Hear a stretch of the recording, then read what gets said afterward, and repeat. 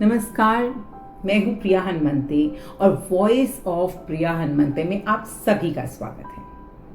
दोस्तों, एक सशक्त राष्ट्र वही होता है जहां सरकार और नागरिक कंधे से कंधा मिलाकर चले। हाल ही में माननीय प्रधानमंत्री जी ने आत्मनिर्भर भारत की दिशा में कुछ बहुत ही महत्वपूर्ण सुझाव साझा किए हैं। चूंकि सरकार हर चुनौती का बोझ स्वयं उठाने का प्रयास कर रही है, तो क्या हमारा ये कर्तव्य नहीं बनता कि हम भी छोटे छोटे बदलावों से अपने देश की नींव को मजबूत करें।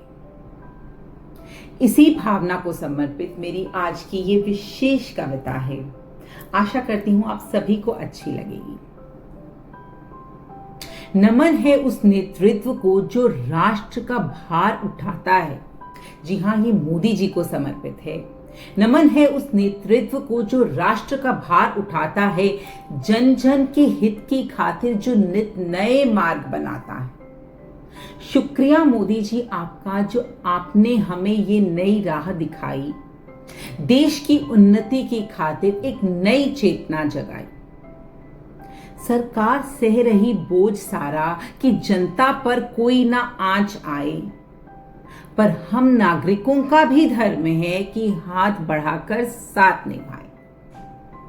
संजो कर रखें हम अपनी पूंजी, सोने की खरीद अभी रोक दें। देश की विकास की धारा में हम अपना पूरा ध्यान झोंकें। वर्क फ्रॉम होम के मंत्र से अब एक नया बदलाव लाएं। घर से करके काम हम समय और संसाधन बचाएं।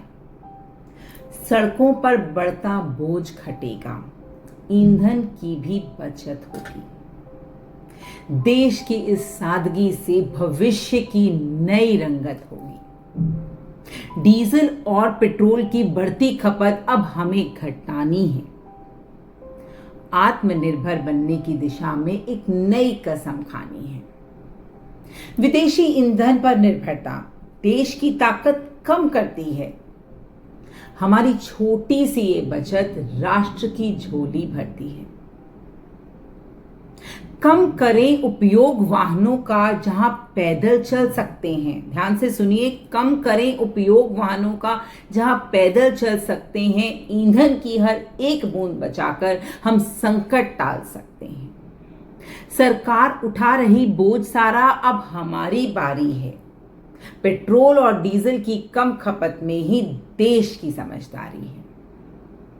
ये 5 सूत्र अपनाकर हम अपनी भी भलाई करेंगे। जी हां, अपनी भी भलाई करेंगे। सरकार के इस नेक कदम में हम पूरी मदद करेंगे। कृतज्ञ हैं हम आपके, जो हर पल देश का सोचा है। आपके हर एक आह्वान में हमने भारत का गौरव देखा है। शुक्रिया।